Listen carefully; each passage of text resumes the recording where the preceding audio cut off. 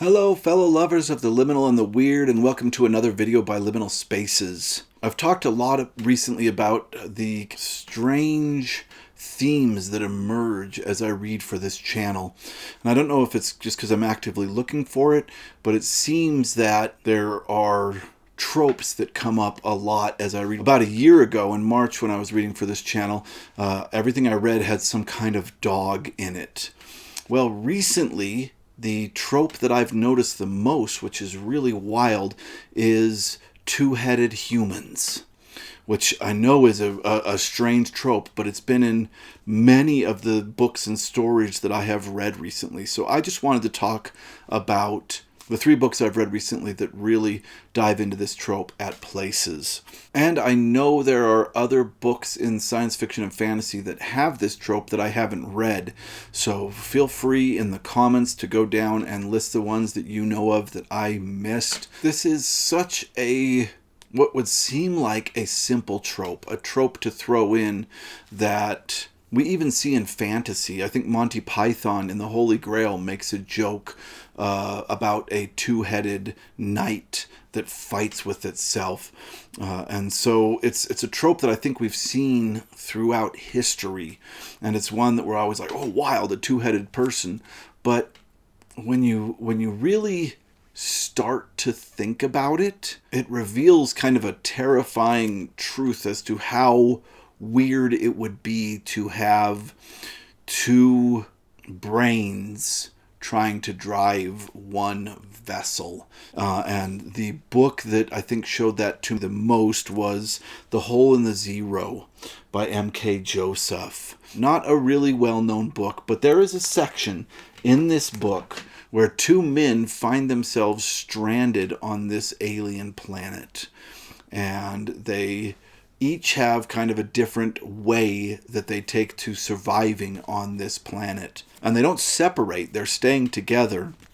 But one of them wants to run out into the forest and explore and see what he can find in order to survive on this planet, while the other one wants to stay and build a shelter and then move out slowly after they have the shelter and everything dealt with. So one runs out. Anyway, eventually they are abducted by the locals of this planet, but they are abducted and drugged and eventually surgically altered so that one of them is sewn on. They cut one of them across here and sew the other one on. So the 2 of them have to exist stuck together, and one of them has control of one side, I think, and the other one has control of the other side, and it's not a good time. This is seriously, in this book, the way it is described is body horror. And it really brought the trope to a trope that I just always considered to be kind of a mythic fantasy storytelling trope to real life. When you start to think about it logically, it gets really, really disturbing. He talks about what it's like to try to sleep at night with a head right next to yours of somebody that you really didn't much care for. It is very visceral and very well done. The next one that I've read recently that had this trope was The Sword of the Lictor by Gene Wolfe. This is the 3rd book in the Book of the New Sun, so really, truly, anything I talk about here is spoilers if you haven't read any of the Book of the New Sun. But this is such a little side adventure. But I don't feel like you watching this will hurt your reading of this in any way, shape, or form. But if you are worried about spoilers, you can click ahead. So, our main protagonist, Severian, finds himself in an ancient city full of technology that he can't understand.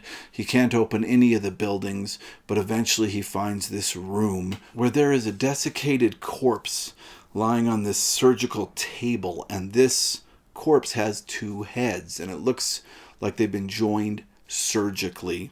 Eventually, Severian unknowingly wakes this thing up, and he has to do battle with it. And it's such an interesting part of the book because the one head is keeping the heart pumping, where the other head is the one that's able to do the thinking and the controlling of the limbs.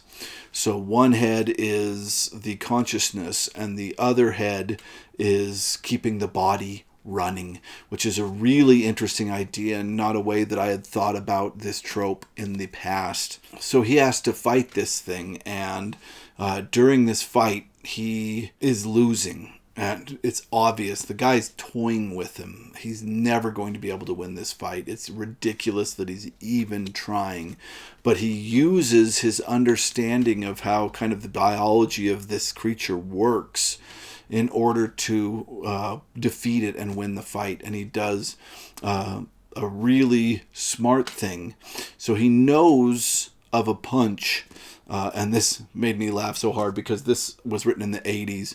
And growing up in the 80s and the 90s, the concept of this punch where you could punch somebody in the nose, and if you punch upwards, you will shoot the cartilage and bone of the nose into the brain and kill the individual. And this is a true thing that can happen, but it was so mystical and cool and kung fu in the 80s and 90s, and all of us kids were obsessed with this idea of this secret death punch.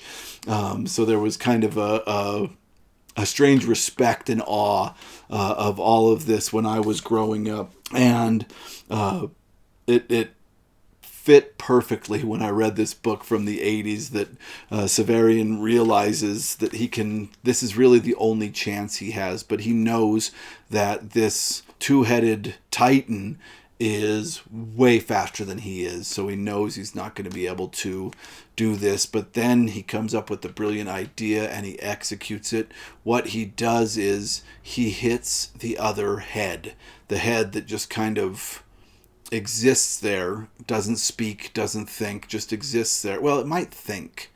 We don't really get the sense of what it can do. It's a sad, very sad head.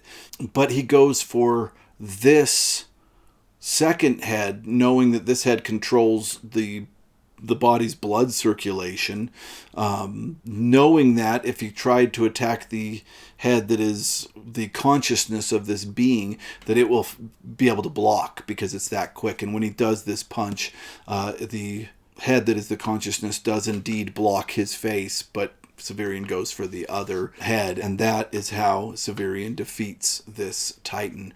Really, really wild stuff. I like when people take tropes and think around them and how that would actually work. Really, really good stuff. The third book I've read recently that has to deal with a two-headed human was A Canticle for Leibowitz. And this one deals with the concept of a two-headed person as a mutation, specifically from radiation of a post-apocalyptic fallout. It makes me think of Total Recall, where there's another human on a human stomach. It's similar to that concept. In this one, there is a woman that is constantly, I think she sells tomatoes to the abbey of St. Leibowitz, and she's constantly asking the priests to baptize this head that is growing out of her neck. Really kind of creepy stuff, and the abbot is like, I can't make that decision. You're going to have to go and speak to your priest at your local parish and figure that out. But really, even the person she talks to at her own church can't make this decision because it's so weird. Is this thing a life that's growing on her neck? And the first time we see it, it's small and it really doesn't move much. But one of the brothers from the abbey swears that it smiles at him. Small portion of the book, but very important to the ending of the book. And I will just say again, there's going to be spoilers here, but in this case, again, I feel like watching this won't really harm the narration of this story. I think that it is really a wonderful read. And this is one small aspect of the entire story. So what ends up happening is when it is too late, this head takes over the body.